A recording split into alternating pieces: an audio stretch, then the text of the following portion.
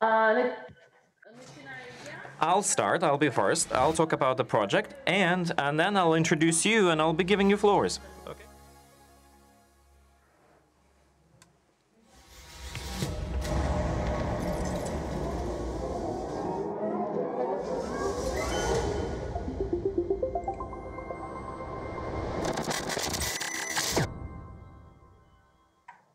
Maybe I have to warn you that... Good afternoon, good evening, dear friends. I would like to welcome you to our Cultural Forum program. That's Culture 2.0, Lectorium. It's a standing discussion platform represented by the St. Petersburg Cultural Forum, and we have an educational section under the auspices of the forum. We know that you're looking at culture through the prism of new reality, and that's exactly what we're going to do today. We're going to discuss the museums of the future. My name is Vanessa Portman. I'm a theater expert, and today I will have amazing speakers on my panel. Let me introduce everyone, but before that, I'll talk a little bit about the topic itself. It's not a secret to anyone that the reality is changing so fast that our perceptions change, the cultural institutions themselves change, and of course, innovations dictate the new life and the new reality for museums and institutions. Previously, the foundation, the core of museums were exhibitions, were cultural items, were artifacts. Today, we're focusing towards the actual presentation of such items and artifacts, and I think it's an interesting phenomenon that we're going to discuss with our amazing, super interesting speakers from various countries. And can I please introduce them to you? Sir Jan Blatchford, who's the director and the president of Science Museum Group, UK, the Museum of Science in London, in New York, the Museum of Science and Mass Communication in Bradford, the Museum of Science and Industry in Manchester, and National Railway Museum in Shildon. He's going to be our first speaker. Hello, Jan. Hello, sir. Здравствуйте.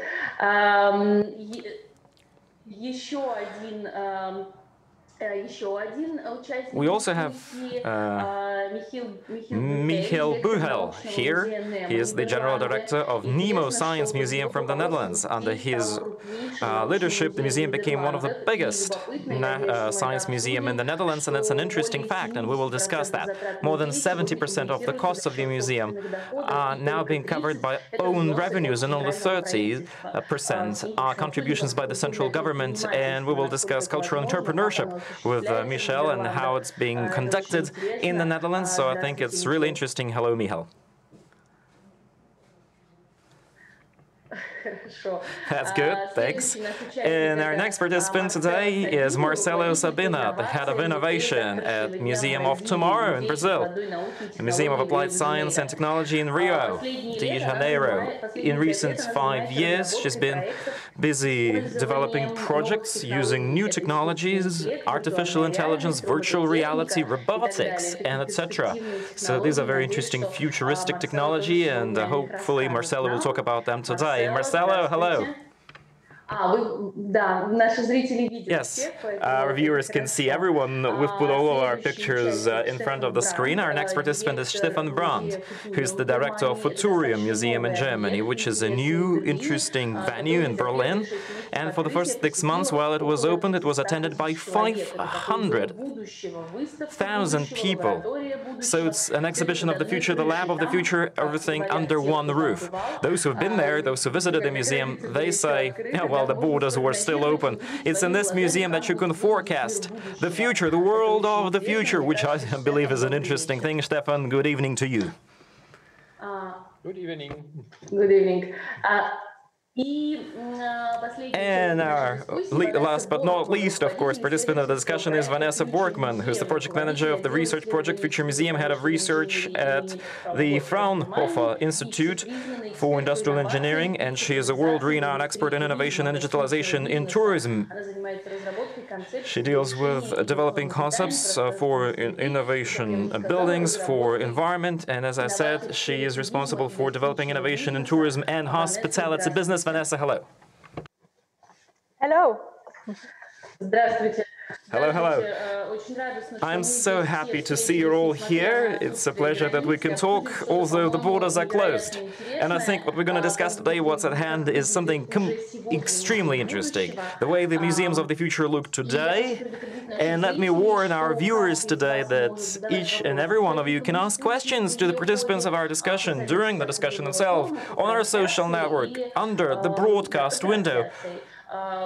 In the comment section. We will definitely ask interesting questions to our speakers. And now, the first floor goes to,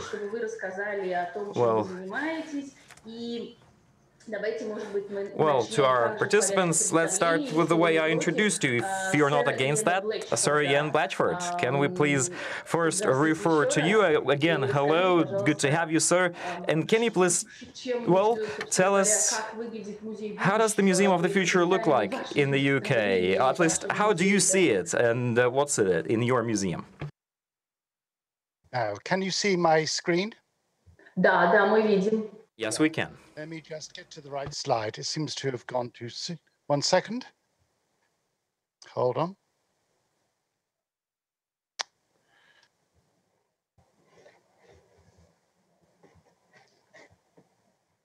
I'm just trying to get to the first slide. Sorry about this. This always happens with international projects. You should see a slide saying COVID collecting, but I think you may see a different one. We see a slide where we have 4 pictures, 4 images, basically, of different people. Yeah. Hold on 1 second. I don't know whether the organizer can control the screen. Hold on. We'll get there eventually. Sorry.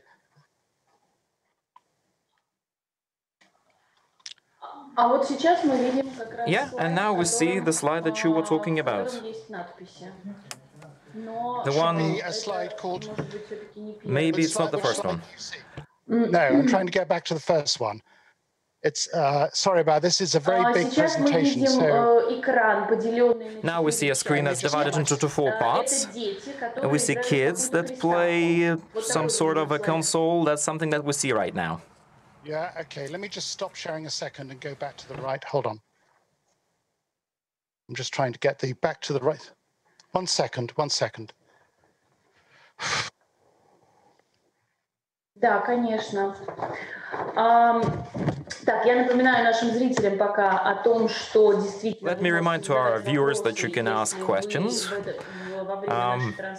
during our broadcast.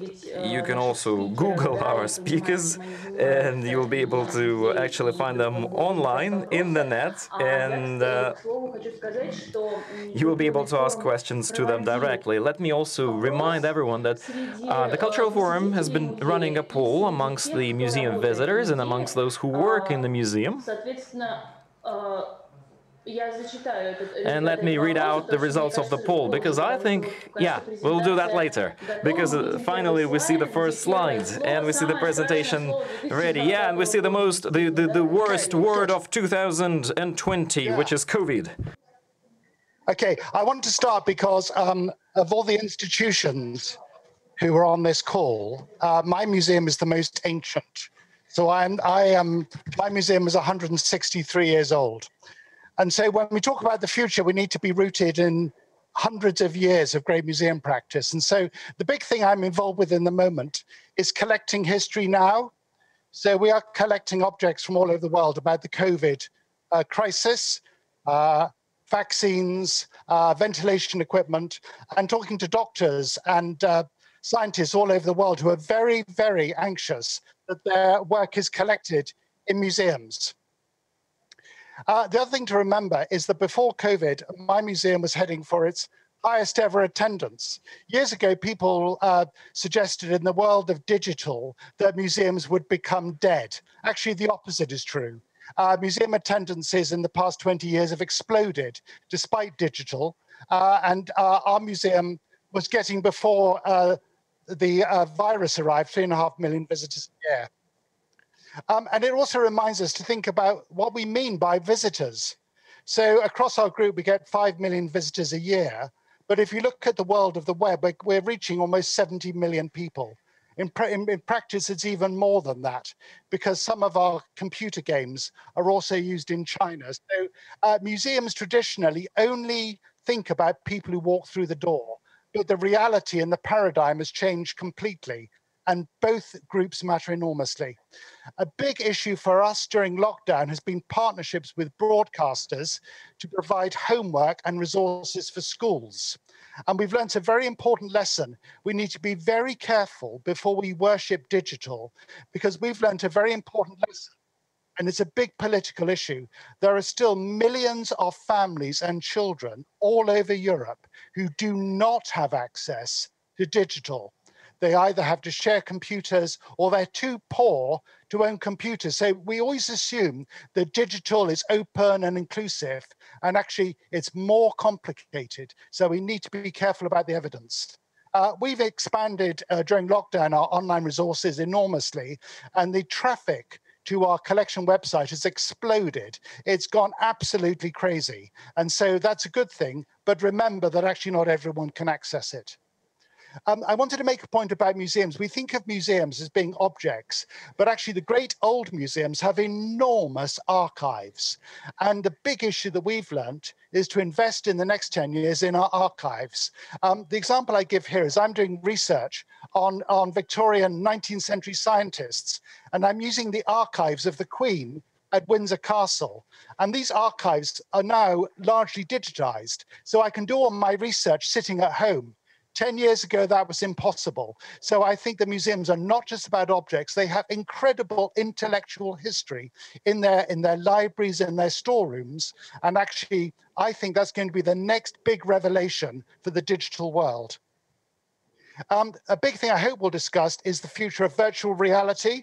I think it's moving very swiftly. Traditional virtual reality, which is headsets, which the individual use, are very popular, but actually more and more our visitors and families say they want to do activity together.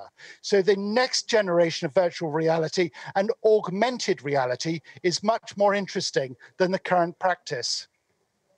I put this in for Marcella because Marcella and I are both working together. I'm on the international board of the museum tomorrow in Rio. We're doing a project about, I think, one of the greatest artists alive today, which is Sebastião Salgado, the great photographer. And we're both doing an exhibition about the Amazon.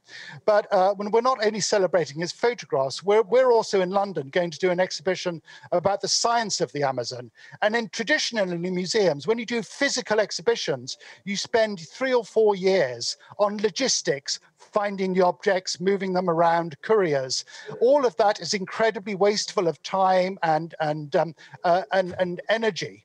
And increasingly, we're going to do exhibitions that are, some of them are partly physical, but sometimes they will be only online. So we can respond rapidly to issues rather than spending years sending people on research trips. A big issue for us is we are investing heavily in digital studios, because very often when we want to do very quick exhibitions about new science topics, we actually can do it digitally. And in the case of science, one of the big issues about exhibitions is big data. Very often the things that are relevant to the future are not physical objects. It's about mathematics and epidemiology, and sometimes digital, and digital studios are great. And my final point is that what has happened in lockdown is a huge acceleration in the biggest growth industry in the world. And the biggest growth industry is the gaming industry. And we already have an enormous partnership. And I think for science museums and all museums, if you want to reach the next generation of people, you have to work with the gaming industry. They have fantastic techniques. And actually, we should start working with them in partnership. So those are just some simple comments, and I'm sure that will provoke some discussion later. Да, спасибо. Спасибо огромное. Yes, thank you so much. Thank you, Sir Ian. It's a very interesting discussion, especially the gaming industry. How can gaming industry be incorporated into the museum sphere? That's quite a curious question. Can we discuss that now? Is it okay? We can talk about that briefly, or we can come back to that later. Up to you. Yeah, I will probably make a list of questions that we'll come back to afterwards. Yeah, so that everybody will be able to introduce their opinion and their position first. So thank you so much, Sergen. And now we are moving on, and I'd like to give the floor to Michael Bühel, General Director of Nema Science Museum. Can you talk us through your museum, please?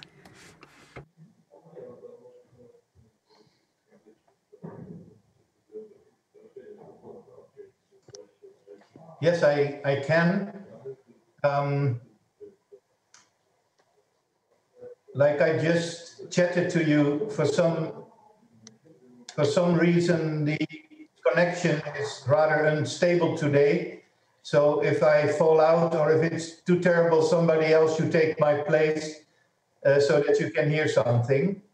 I think that for us as a museum, I hope that's not going to happen. So do I. It's one of the shifts that we are going through is that we used to be mainly a place for entertainment, education, learning, and we are moving towards a place where people can inform themselves in a world where it's not that easy to really understand everything that's going on, and facts and opinions.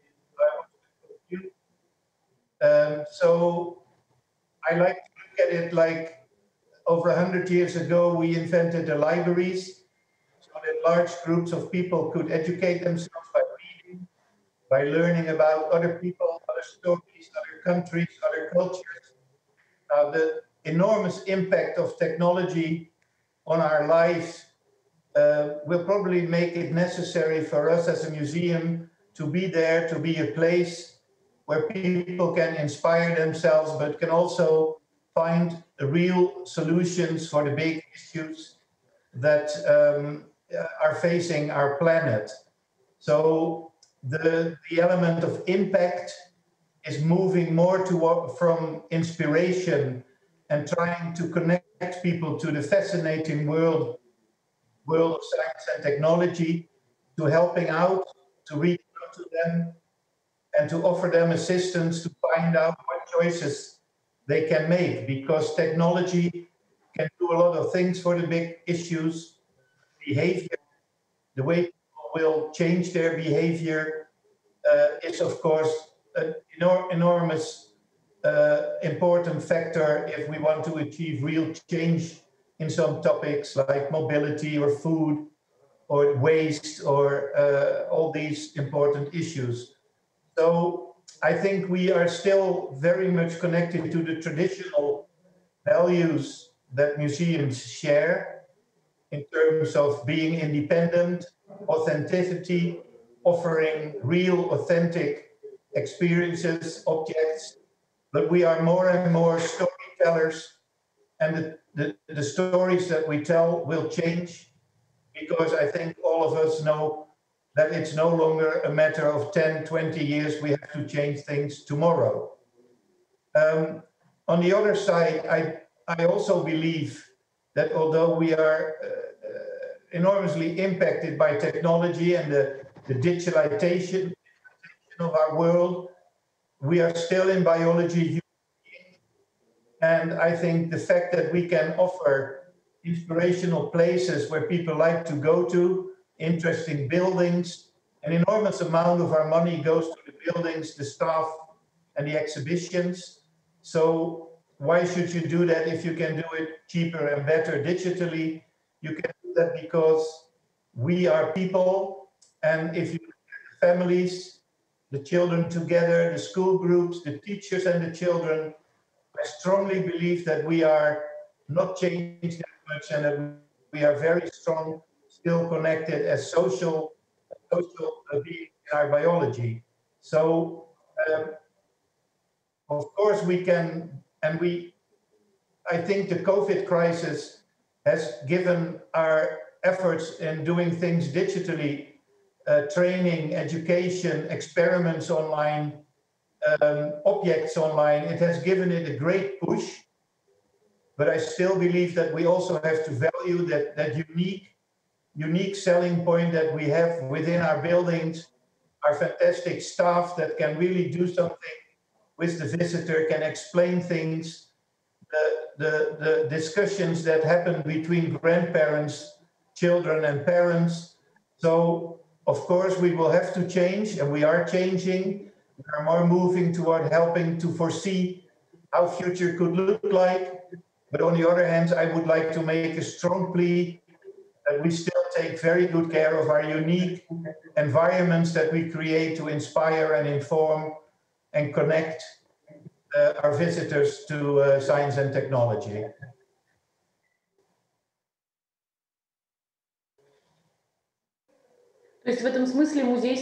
So in this regard, a museum becomes a point, a divergence point for heritage and innovation, correct? Yes. Спасибо огромное. Thank you so much. And now let's hear from Marcelo Sabino. How does your museum of the future, how does the museum of tomorrow look like for you? What do you think about that? Okay, great. Well, thank you so much. And I really appreciate you inviting the Museum of Tomorrow here. Just to give you a bit of background for me, I'm a foresight strategist, creative director, and innovation designer with 16 years of experience in areas like emerging technologies, art and culture, and international development, where I focus on creating these strategies and implementing multi-stakeholder initiatives. So I took that with me to the lab of the Museum of Tomorrow, where I directed it for the past 5 years. And now I'm the head of innovation of the museum. And at the lab, we are really passionate about prototyping a more social and sustainable future using high and low tech in a transdisciplinary way. So my team and I develop projects around the future of food, the future of work, the future of fashion, the future of AI, and the future of cities. And in these projects, we use exponential technologies such as AI, VR, digital fabrication, robotics, big data, and the Internet of Things. So at the Museum of Tomorrow, we believe that the future is not a destination. It's not somewhere where we arrive.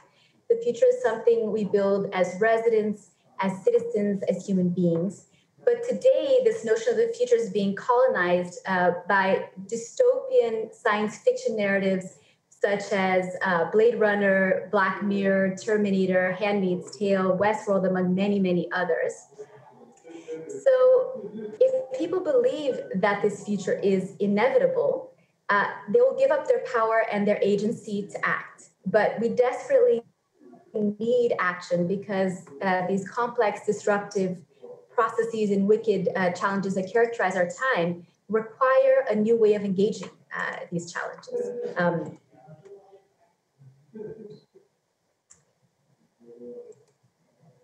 So is the sound okay? Is it stopped? You're fine. You're fine. You're fine. Okay. Okay. So all right.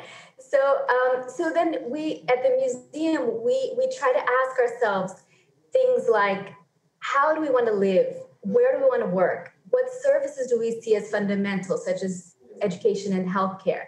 How do we want to treat our most vulnerable? How do we want to treat those who may be unable to reskill constantly in an evolving economy? How do we want to treat our natural environment, right? What about the people who are displaced by climate change? We also need to ask ourselves, what should the role of technologies like AI, robotics, Internet of Things be? How should privacy be? Do we give that up for convenience or efficiency or even health?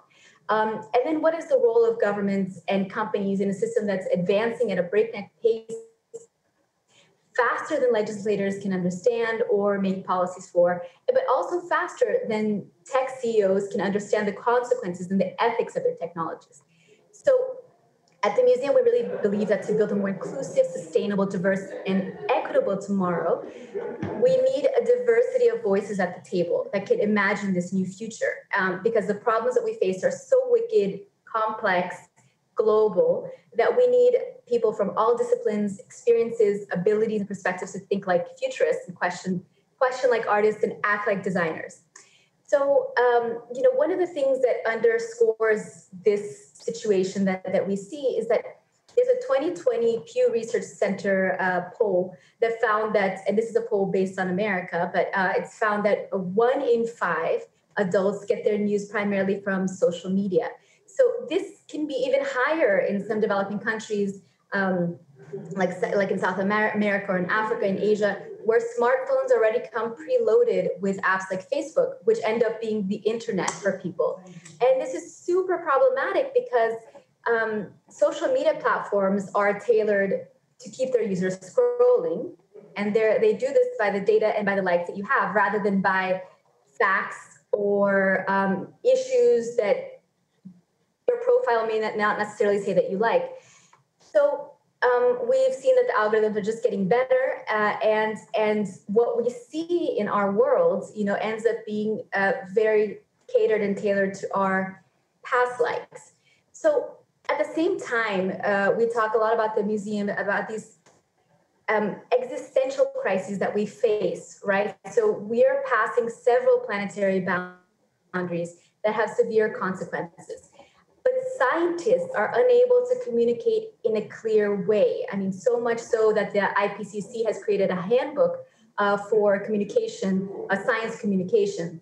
This is something that the Museum of Tomorrow has, in fact, thought long and hard about. Recently we changed all our communication from climate change to climate emergency to reflect the actual reality of what's happening. Much of science around this area, which is an area we talk about a lot, is very abstract, very distant, very intangible, very, future, very distant. So whereas, today more people than ever think that climate, and it was a poll done by the Yale Climate Change Communication Group. More people in the US, again, it's a poll from the US, than ever think that climate change is man-made, but much less people think that anything should be done about it now. So these things don't go on the political debate and all these kinds of things. So all this to say that museums have a very, very important and critical role in being a sort of in the service of society and development, as ICOM, the International Council of Museums, suggests. And it's important. There are spaces, as the Science Museum does very well connect to our past and our present and even our future, as we're talking about now, because stories and experiences are how we make sense of the world. So these museums can offer new perspectives, novel narratives, and different metaphors. And to finish off, I think that, and hopefully this will lead to a debate, but more and more museums are creating more thought-provoking exhibitions that are more connected with current issues. For a long time, for a long history, museums, some of these exhibitions didn't connect so well. But today, you start seeing museums positioning themselves on current issues, especially around their space and activities and exhibitions and talks and book clubs and performances and all these kinds of things. They are also relatively neutral spaces for dialogue. So with all of these kinds of offerings, it can be a space where people can enter into contact with ideas that are not within their echo chambers, and that people can exchange much more. So they can be our current public squares or agoras. The more that we get separate from each other, the more museums can fill this role. And then finally, they can be spaces for learning and critical thinking. So museums often teach or spark analytical, critical thinking, empathy for the other, for creativity, complex problem solving, reasoning, ideation, resilience. I mean, even stress tolerance and flexibility, where we often hear in the Museum of Tomorrow question, future scientific discoveries and ask people to think about these kinds of things. So, and these are skills that are considered some of the top skills by the World Economic Forum's Future of Jobs report, that are the most relevant. So I think museums have a very important place in really helping to stage this next moments in potentially societal, cultural, and even human evolution. Thank you.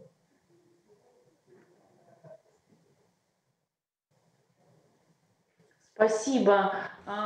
Thank you. Марселла. Thank you, Marcella. Мне кажется, что сейчас у I нас believe that теорий, я бы there's a whole сказала, cloud of theories right now as to how museums should look like, what's their function in the future. But thanks to those who already spoke, but the next speaker, the director of the Futurium Museum, Stefan Brandt in Berlin, is the museum that recreates in a way, rebuilds of how our future is going to look like. If I understand correctly, Stefan, tell us a bit, hello again. Hello, and thank you for the invitation and for having this great discussion here. I just share my screen and give you some slides describing what we are. And at the end, we always also have a little movie, a little 90 seconds movie about the Futurium, but I will give you the signal for this. So let's start. Can you see it?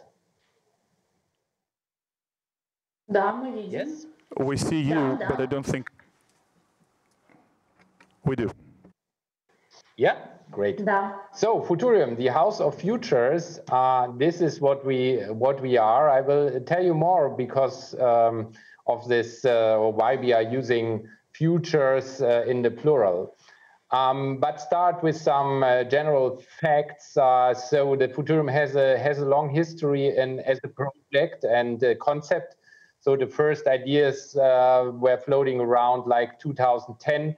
Actually, it was built between 2015 and 2017.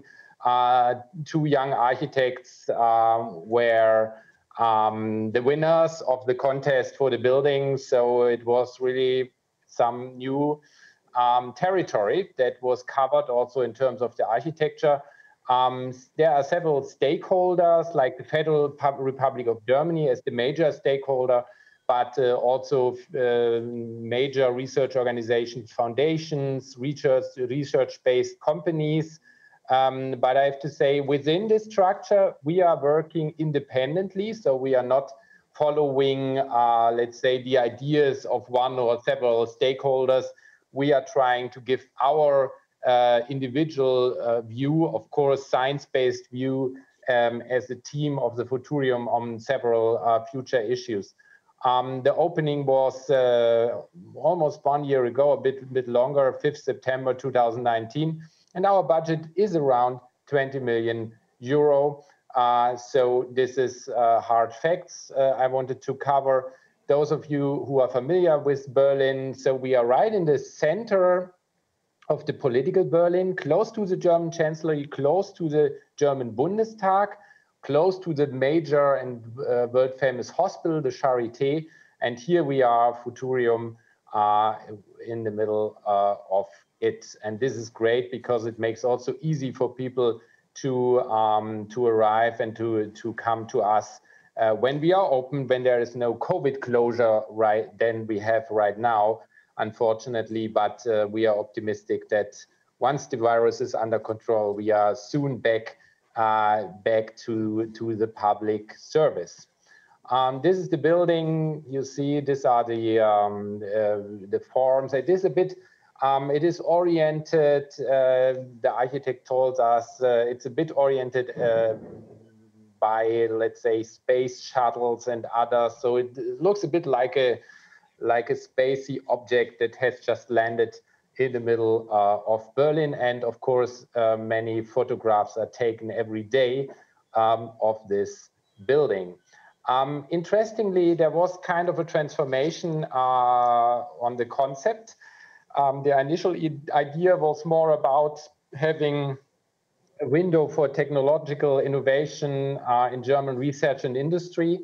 But today, after several developments of the concept, we are calling ourselves House of Futures and trying to give a holistic, interdisciplinary, international, and participative view on several futures, on several ways. And I will give you a bit of context soon to this.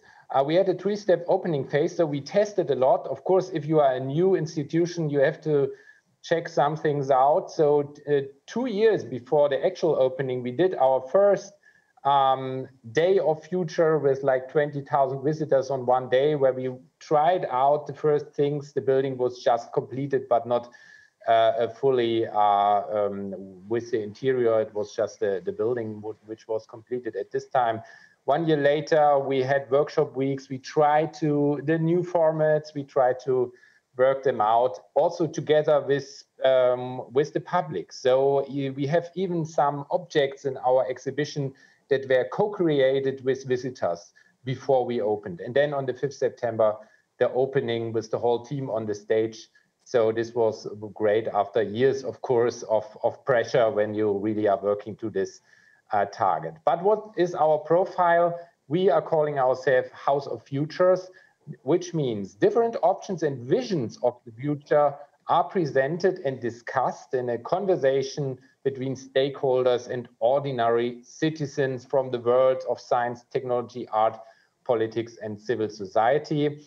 So we are not restricted to specific target groups. We want to address as many people as possible, and we are free of charge until 2022, which helps us a lot, of course.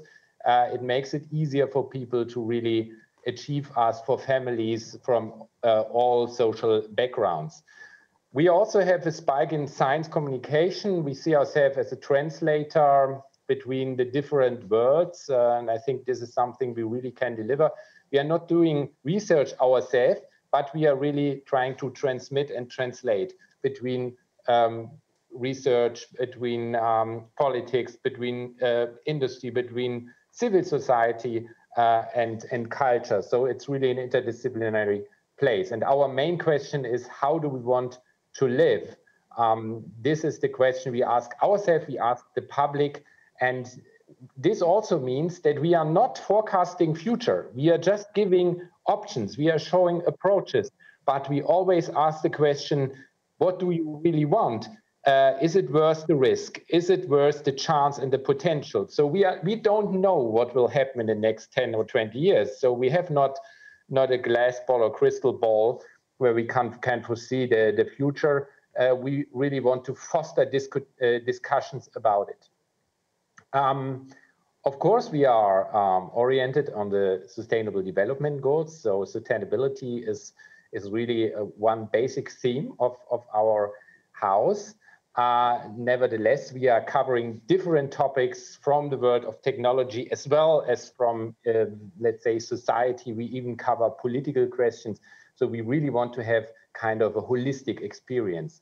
And we, of course, use our digital program very much. And we have already built up many followers, even during this time of pandemia.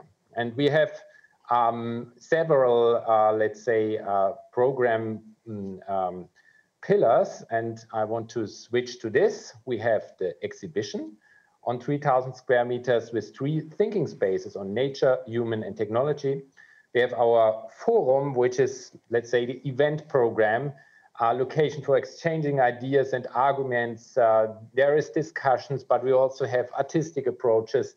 So it's really, we really try to create something new and not to replicate a well-known formats. And then we have our Futurium Lab with a big workshop program. And all of these pillars of our program, we have, of course, in the analog world, but at the same time in the digital world. So all objects in our exhibition you can also visit online. We have a huge archive there, and it will grow over time. This is a cross-sectional view of the building. You see at the top we have the exhibition. On the base or on the ground floor, there's also our venues for the event. And in the basement, we have our Futurium Lab.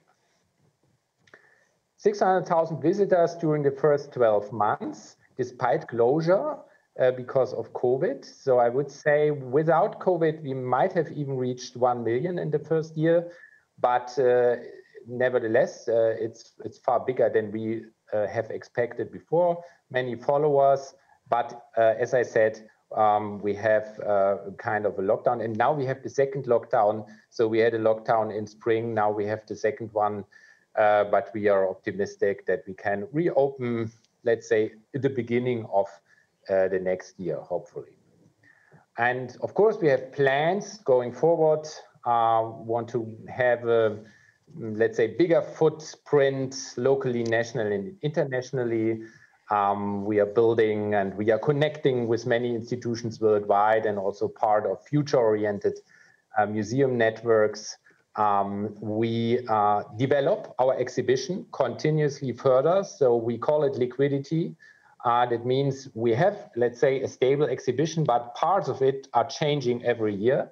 And in addition, we also want to have special exhibitions on other topics that we are not covering in our current exhibition. As I said, science communication, we will even make it a greater spike. We want to become mobile, so we are developing at the moment the idea of a mobile Futurium, which is addressing schools in rural areas specifically, and we are quite advanced in these plans, and we hope that in 2022 we can start with it. And of course, we want to have important debates here. We want to discuss major social challenges as well as political challenges. So we are not only a place for the so-called, let's say, technological innovations. We are also a place for social innovations, and we are also a place where people can discuss about what could be the, let's say, political system of the future, the next steps in democracy to participate further and to get more people involved. This is what I can say in a nutshell about us so far, and it would be great if you can just start our little movie now so that you can have a little impression on how it looks like. Wie wollen wir leben? Und welche Herausforderungen siehst du in der Gegenwart? Wir können die Zukunft abwarten oder ihr ins Auge sehen. Im Futurium kannst du sie entdecken, erleben und gestalten. Denn morgen beginnt heute.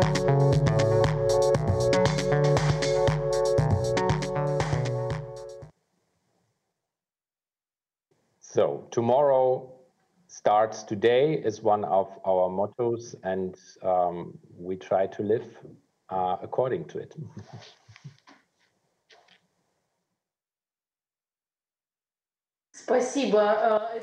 Thank you, that's truly inspiring. And definitely it makes you think. It makes you think of things that you've never thought before, that it's us who are shaping the future today. It does inspire, nothing else to be said.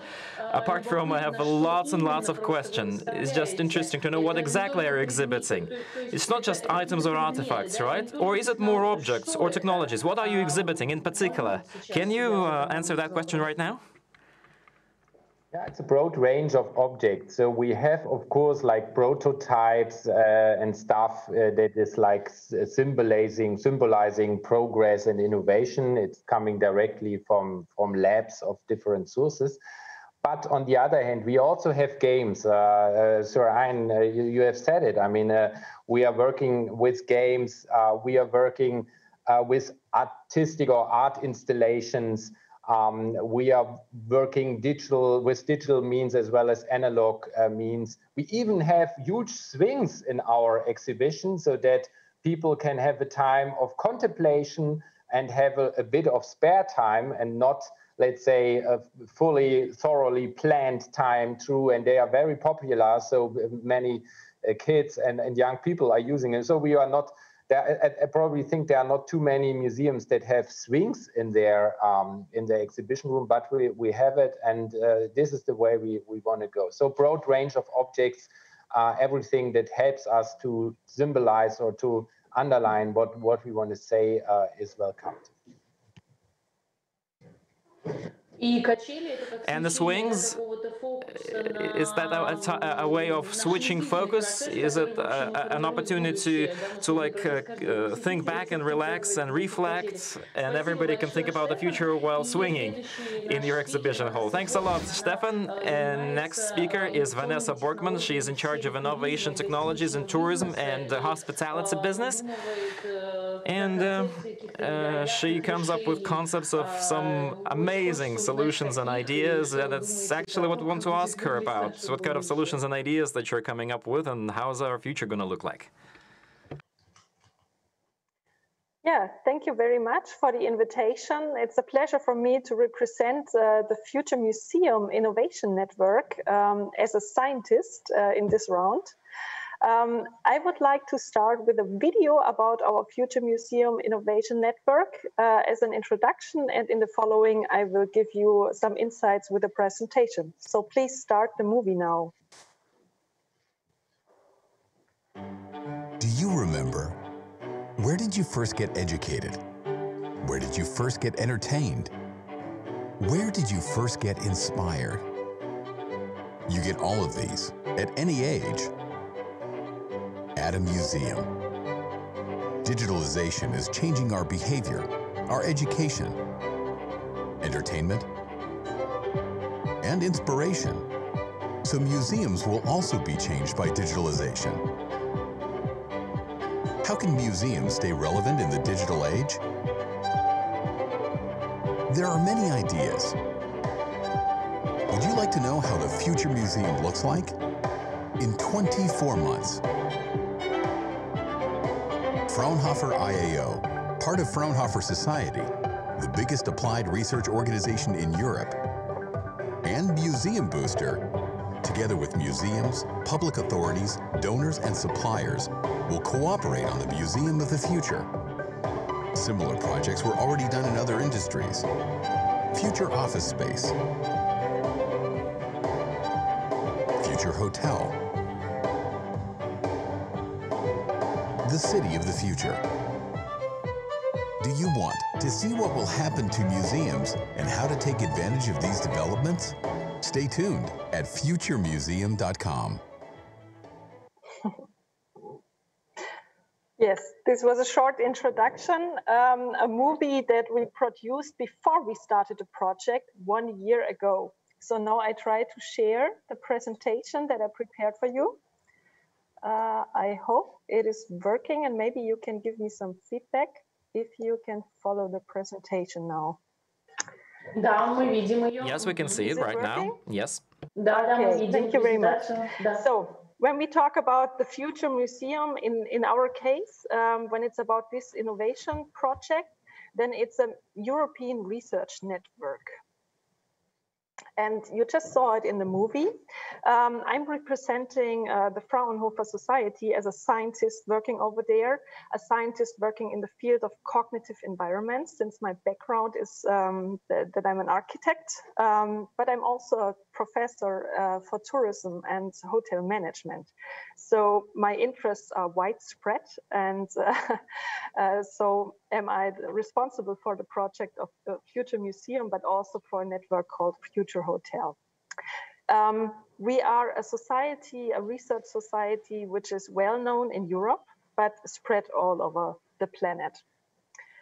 We have in total approximately 27,000 employees, and we are funded at least in parts by the German government, but we also have to conduct research.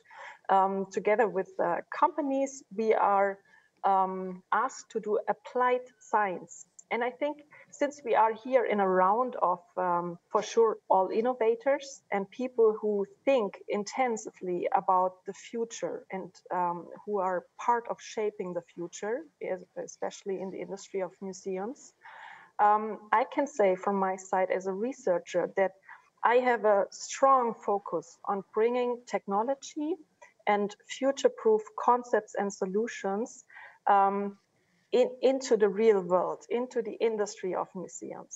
So this is probably what is different to the world of the museums. You educate society.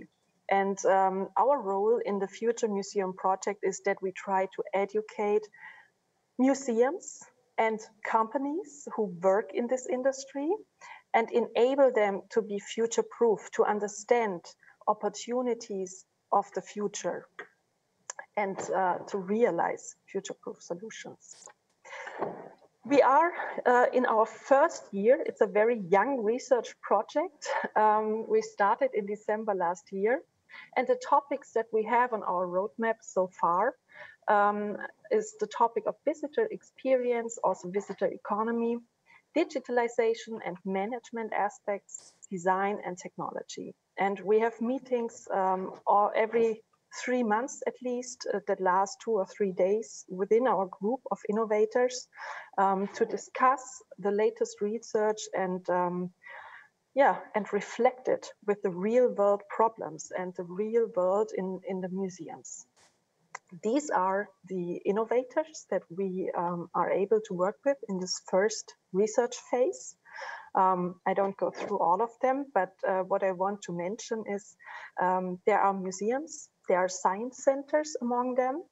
There are also industry partners, suppliers for the industry sector, and there are partners from the tourism sector. I will show you later why tourism is a really important field and an important aspect for us in our research. And now I can introduce you to our group of innovators inside of the Futurium. We had the chance, and thank you, Stefan Brandt, for making this possible 1 year ago, at the 6th of December in 2019, to start our project inside the Futurium in Berlin. Yeah, opportunities and solutions for the Museum of the Future. Let's open doors. I don't go so much into detail, but I want to show you the models that we are using to come closer to the ideas how solutions of the future might look like. And one important model for our research is the visitor journey, the different steps right from the beginning, from the incentive or the idea of a possible future visitor. I might go to a museum today or tomorrow or next week. It starts at the living room. And I'm sure with digitalization, we are also able to bring the museum closer to the living rooms and the living reality, the real life reality of the people.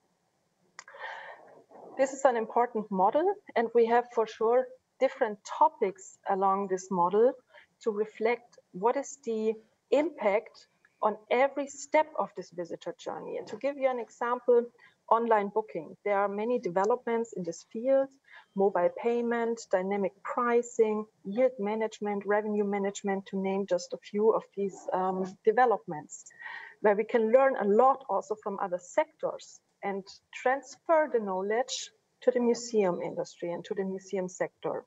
So we will see what is the impact on every step of this visitor journey when we have a look at new concepts and innovations in this field. Other topics that we address is, for example, the integration of the museum in their services into a broad visitor economy. We interconnect the museum with its surrounding, with the touristic world, how to address tourists, how to address also the neighborhood of a museum, which is also part of tourism. Real-time visitor interaction based on artificial intelligence. Here we come closer to digitalization. Also when it comes to storytelling and social media or storyscaping, developing smart interactive environments, the reach out to new visitor segments. All these are topics. And now in COVID times, we could experience how important it is to have a smart ticketing solution and access control system in order to enable visitors, even in times of a pandemic, to enter a museum space. These are different topics. When we talk about smart visitor experiences, what is it about? Just to name a few technologies that are changing our world today and definitely also tomorrow. I don't want to go into detail with all of them, but if we talk about biometrics, also still XR, all the topics of virtual reality, augmented reality.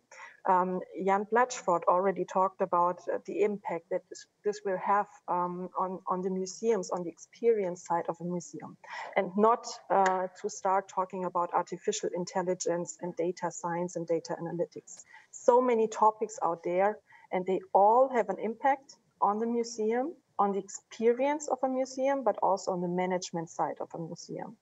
And we are trying to find out what can be solutions for a museum to be future-proof at the end.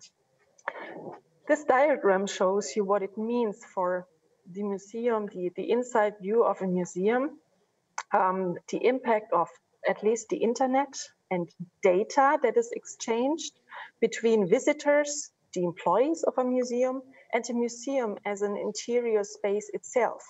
If all these three players, I call them, are interconnected with each other based on the internet, you have completely new possibilities, new options for communication and interaction. To give you just a few examples, because the use cases are immense. The topic of visitor flow management. If you know where your visitors are, where they want to go to, you can really interact with them. You can support them in their decision, how much time they still have to experience the space, what are the most important attractions and art pieces for them to visit. This is an important topic. You can enable real-time communication also in between the employees, as long as they are connected with each other over the internet. They can have this real-time communication, no matter where they are. They don't have to sit at their workplace. And I don't go more into detail, but it is not only the communication. This topic ends up in sustainability. You can, by monitoring the resource consumption, you can also save energy, save resources, and come up with sustainable solution in this way. So this is changing the whole experience inside of a museum for the visitors, but also for the employees. And to bring this into a bigger picture, and this is maybe the context to tourism, we know that a museum by itself, it is a museum. But the museum is always in a connection with its neighborhood, with its surrounding, with the city. So this is why we also have a look at how can museums and touristic stakeholders better work as a partner with each other.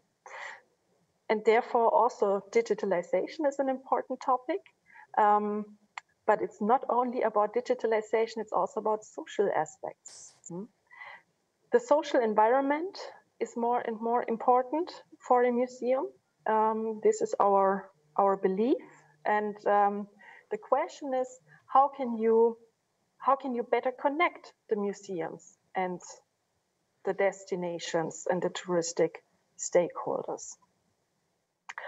One very important topic, therefore, is data. The better you know the needs and requirements of a person, of a visitor, for example, and the better you know in what kind of situation this visitor is in a certain time, the better you can adapt the environment or the services to the needs and requirements of this person. And therefore, you can use data. Real-time data, structural data, data analytics, therefore becomes a key to success, an enabler to better match the museum and the offerings and services of a museum to the specific needs of a visitor in a certain situation. And there are many topics that come along with these innovations. It's about, for sure, personalization. How personalized can be a guided tour through a museum? How personalized can be the connection with visitors or with the museum community over social media or other channels? Visitor profiles. Is it attractive if a visitor can tell the museum what is their certain interest? If they are invited only to certain workshops that are interesting to them as a person? Augmented identity. How will our world look like when we have the real physical world and we augment it with data, with augmented reality, or just with information, maybe in your earplugs? There's a completely new world arising, many opportunities, and we know that it will be quite interesting because so far we tend to look at all these new technologies in a single column. You look at the potentials of virtual reality, the potentials of the blockchain, the potentials of the Internet of Things. But we know when we merge these technologies, when we bring all these technologies together, like you use artificial intelligence to assist you to create the digital world, you use virtual reality that you are able to view inside this artificial world of the internet and understand it and be part of it. And you use the Internet of Things that you can better interact with your physical surrounding. Then we have really blurring our reality as we know it so far. This is the super intelligence of tomorrow, you might say, and this is really changing our world. And it's a lot of fun to find out how we can use it to support people, to support society and education. And this is also why we are designing future pictures, and not only the one future museum. There will be many future museums out there. And I think it's a great chance to decide, for every museum to decide what will be my possible future, because this is the future that I appreciate, and this is the future that I am heading to. We live in a world full of opportunities to reshape and to innovate the Museum of the Future in a meaningful way. So thank you very much. This was my introduction.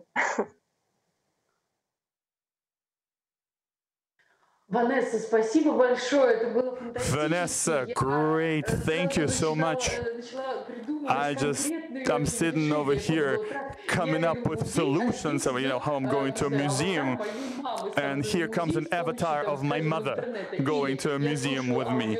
Or I'm listening to an audio guide, and it particularly for me, it's tailor-made for me, taking into account my interest in the social networks. It sounds incredible. It sounds like science fiction right now. It's incredible. Thank you. I also wanted to say, since, I work in the theater, I can't help but say that at least some theatrical experiences from the COVID era, when a concert of a big hip-hop artist, since he couldn't bring his fans together, I forgot his name, it is in the States, it was happening online, and people joined with their avatars, and the theatrical community in Russia thought it was sort of a guideline that maybe it is time to go into VR as a new theatrical space. And what you're saying in the sense about museum, it just sounds unbelievable and sounds so curious that we're sort of broken to people who are more conservative, who look at a museum as just a storage center for physical objects of memory, and those those who are coming up with a portrait of a museum of the future. But before we switch to audience questions, maybe we go back to some stages of the questions I had preserved. Sir Ian, I have a question for you about the museum and the game industry. How's it going to work? How's it going to happen? Because I know it's just not the question about a particular project, but of the experience of perception of a museum. Could you elaborate on that a little bit? Yes, well, we are already doing a lot of work with the gaming industry. And there are two things to remember. The first is that we're trying to encourage our audiences to think about difficult issues like climate change, risk, artificial intelligence. And we are not like an old-fashioned teacher with a big stick in front of a blackboard. The point about games is to teach people with fun, joy, excitement, and also something that I think my colleagues will understand, particularly perhaps Vanessa, is the great lesson about the gaming industry is that there's a crucial idea that is vital to our future, and that is the quality of design. Because the young audience want their services and their museum experiences to be intuitive, beautifully designed. And so museums tend to think that design is about beautiful art galleries, and that will still matter. But actually, why would we reinvent something when we can simply copy or work in partnership with the gaming industry to actually be at the frontier of a new way of inventing experiences? So it's already happening. It's a massive growth industry, and we should stop being museum people are very old-fashioned and formal. We should grab the gaming industry with a big Russian bear hug.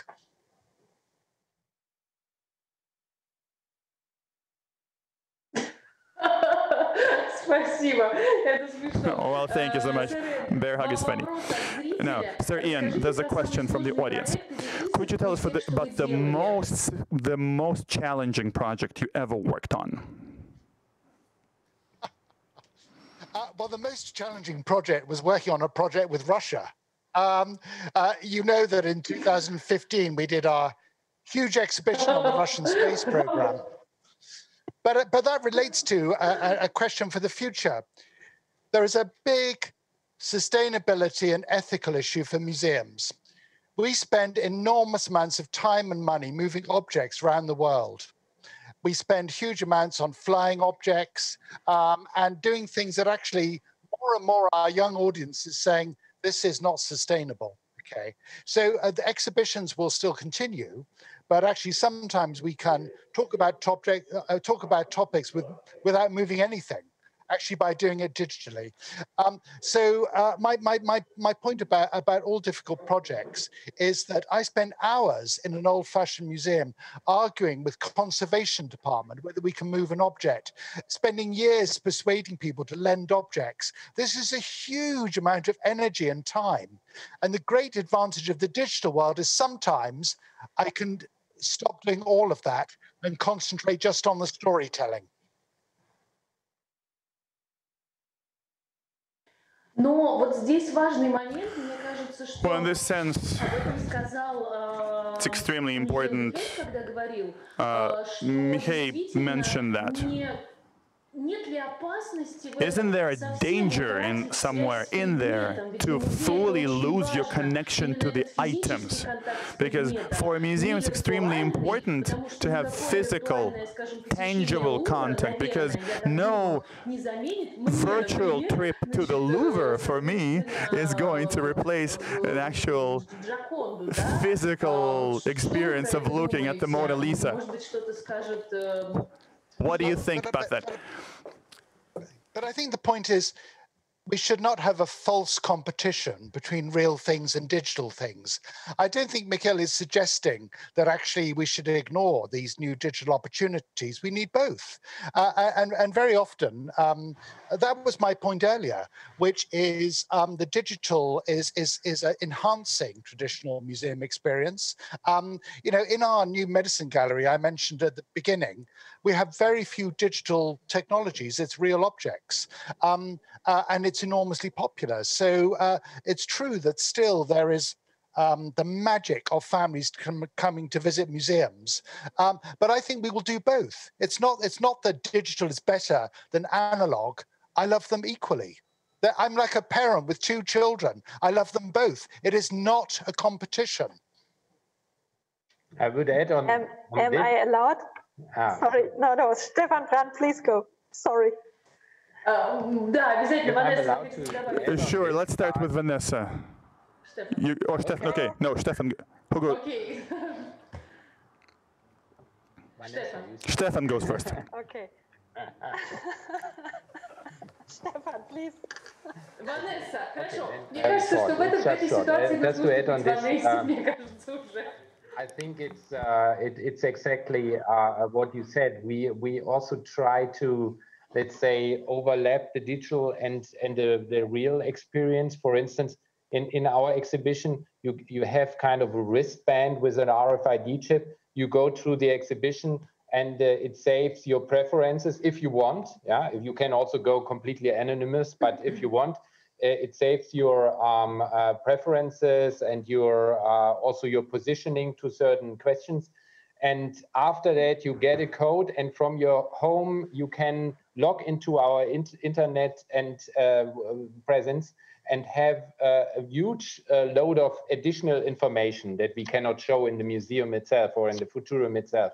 So we really try to make the best of both worlds.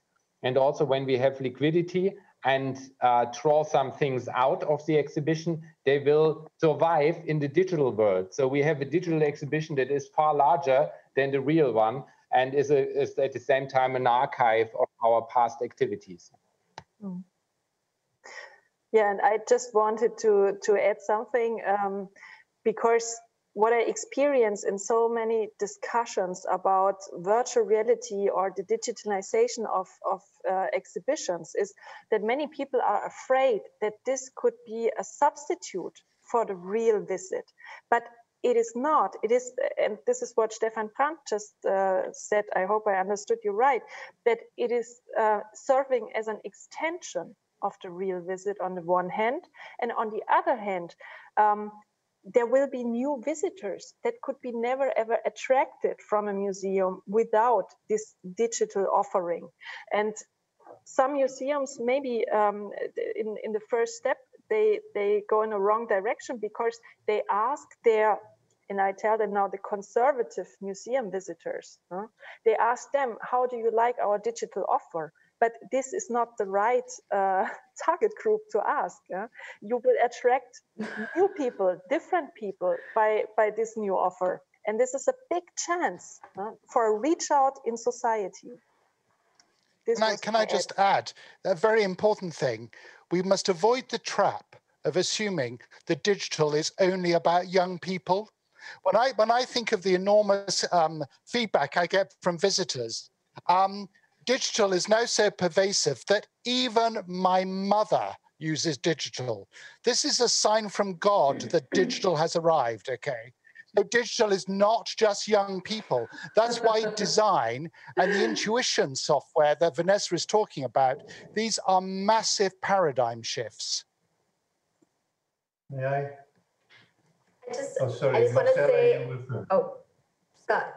Okay, so I just want to say, just going on in, this is why we love that he's our board member for these kinds of insights and ideas. We love it. But one thing that I do want to mention, I think it's important, in the Museum of Tomorrow, we don't actually have objects. So it's a museum of possibilities, of questions, of storytelling, and particularly of experiences. So we think about the visitor, as Vanessa was talking about so incredibly, and obviously it's always an evolution, but how we always have these, the museum's around 5 main questions. So where did we come from? Where are we? Where are we going to? How we want to get there. And it's about experiences. It's about putting people into these kinds of, immersive digital experiences, or something that Ian was mentioning about. How do you think about VR with many people? How do you think about many people experiencing something in a different way, in a more immersive way? So it's not about the technology. It is about the story, about what you want to communicate. And that can be done very simply.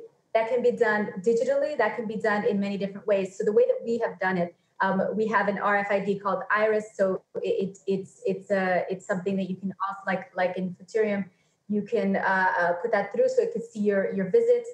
We have an AI called Iris Plus, developed in conjunction with IBM Watson, where you can actually, because I think one of the things too that we need to think about as museums is, what do we want people to feel and do after they leave the museum? So one of the things about the Museum of Tomorrow, and that Ian knows very well because he's part of this, is that we want people to act. We don't want people to come in and look and observe and take selfies and and post on social media. I mean, that's great. We hope people do that too.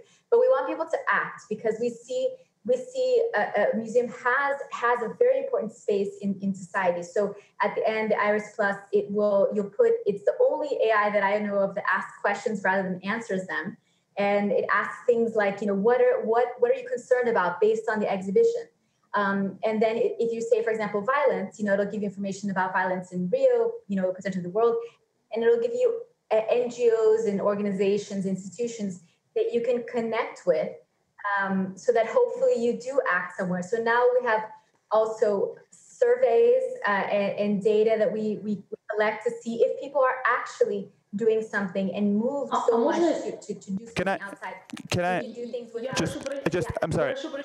I just want to ask a question in this regard. Iris, is Iris Plus, is she in is she in my phone, or how do I deal with her? She's not in the phone. It's a card. It's an RFID card that you get at the beginning, so you can put in your information or not, and then it tracks every time you put it in the exhibition. The museum's in 3 languages: Portuguese, Spanish, and English. So it'll change the language that you ask for, and if you put your email in there, it'll send you information and what you visited, what you can visit later. So we want to always stimulate people to come back and to contemplate. There's always something else to see. Iris Plus is the end of exhibitions. So it's a physical exhibition where the AI speaks to you and you can answer. And then you can have your information put on a wall, which is a data visualization. So you can see how many other people are thinking about the same topics and worried about the same issues. There's fantastic. Something I would like to add to this interesting discussion, and I haven't heard it yet. And it also connects to the new possibilities that digital offers us, is that I think museums in the future should be much more inclusive and diverse. In not that long ago, many museums were a sort of playgrounds for the elite. I think museums in the future, if we really want to have a strong position in society and a trusted position, we should be organizations that are really open to all people, all sorts of people, all kinds of people. Otherwise, we could never be the place where we sort of try to help people to imagine how the future could look like. We're not just a much more digitalized, we're also a much more global world. And this will go on in the future. So I think it could be interesting for us and for seeing how we merge into other models. And my other remark is digitalization can offer great possibilities in outreach and finding new people, but I don't see many business models behind it that are very successful. So as we are not making any money right now by selling tickets, and we still have the staff on board, it's not too difficult to do all these things for on the internet. But as soon as we will get the visitors again, we will need people also do the traditional work within the museum and deliver hospitality. So it would be interesting to hear from some of the very new museums. I know from Stefan, I visited Futurium and I've spoken to Stefan. They did not or do not have to sell tickets. Our museum has to sell tickets in order to be there, to survive. So maybe we could elaborate a little bit on that. How do we invest? How do we innovate? But how do we pay for it?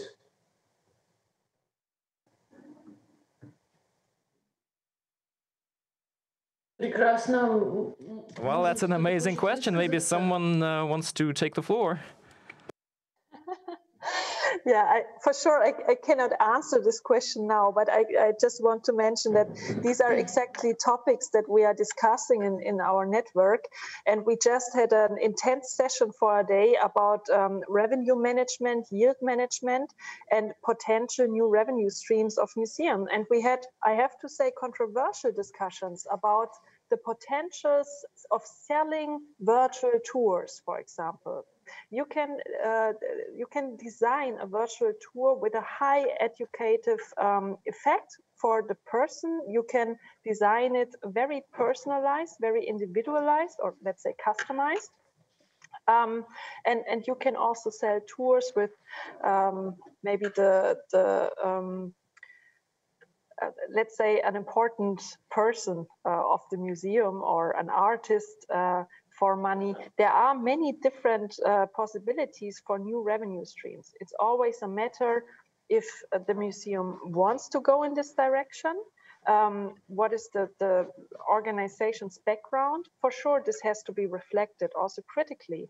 But I think as we have so many new options for new experiences inside a museum, we have probably as many options for new revenues.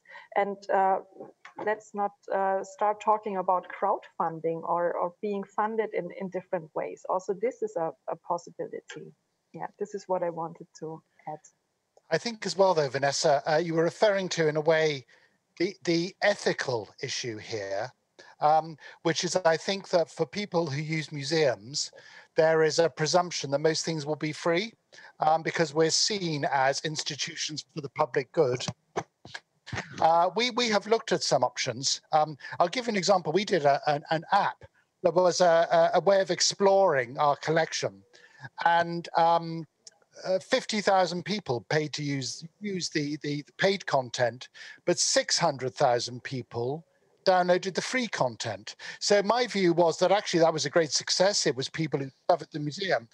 And so I spent a lot of my life raising money from rich donors and companies. And actually, I find that I use digital to make money in an indirect way. Because if I have a story about reaching a huge online audience, that is what appeals to my donors. So I could make a small amount of money by creating a paywall, but I can make millions by having a bigger brand. So it depends on your vision for your business.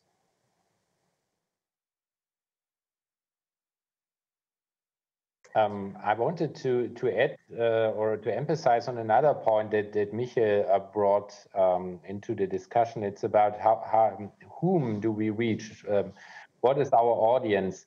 And on the other hand, I think the network of museums or future-oriented museums worldwide can be very powerful, but only under one condition: when we avoid preaching to the already converted. So we have to go out of this filter bubble, as we call it, and we have to find ways also to address people that are not yet, let's say, fully convinced on certain ways of achieving sustainabilities and other stuff. I'm not talking about conspiracy theorists and nationalists and others. I'm talking about people that have doubts and that are not convinced, or that are not reached by the so far ways of communication.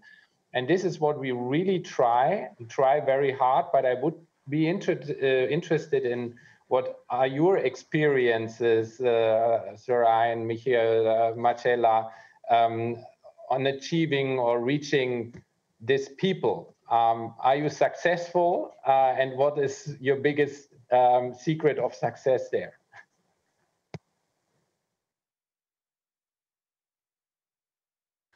The answer to your question is yes and no. We do a lot of market research on audiences, and sometimes it's about, and this is true whether you use digital technology or analog technology. So one of the ways we have reached new audiences is to present science as culture, not just science. And suddenly there's a huge number of people who did not think the Science Museum was for them. Mikhail will know in particular, we both have the same problem that the science world is quite closed. But I think it's about a leap of imagination. And the imagination is more important than which platform you use. It's what storytelling, and then you can find a different audience. Rather than because digital technology is not a miracle. Digital, some new technology will not help you reach new audiences. It's a fundamental question about how you curate your stories. I think also there's a component of almost this network weaving. So to see who is around the museum and what networks can you tap into.